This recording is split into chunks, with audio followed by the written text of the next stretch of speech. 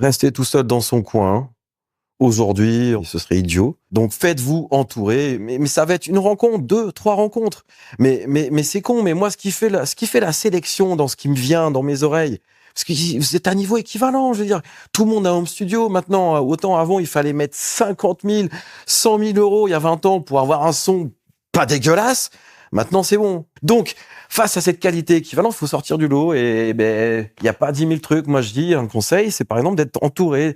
Peut-être casser la tirelire, pas sur un logiciel ou sur un truc, mais peut-être sur un featuring, sur un musicien qui va venir qui va faire une cocotte. C'est con, hein, mais qui va faire une cocotte au sax sur un morceau. Et en fait, c'est du réseau. Et moi, ce qui va faire la différence, c'est quand c'est Tyrone Donny ou Guillaume Stepper, tu vois, voilà, un saxophoniste qui a collaboré avec un petit groupe de reggae. Et c'est lui qui va m'en parler. C'est pas le manager, c'est pas le groupe qui vient me voir. Un autre pro de mon réseau qui va me parler du groupe. Ça, c'est un petit secret, les gars. Donc, vous allez me dire, ouais, mais t'es marrant, toi.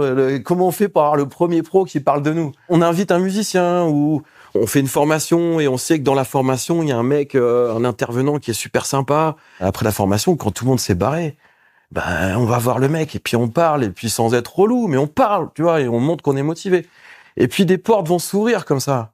Faut aller faire un peu plus que les autres, en fait. Sinon, ça marche pas. Donc, on travaille. Une fois qu'on travaille bien, on se démarque des autres.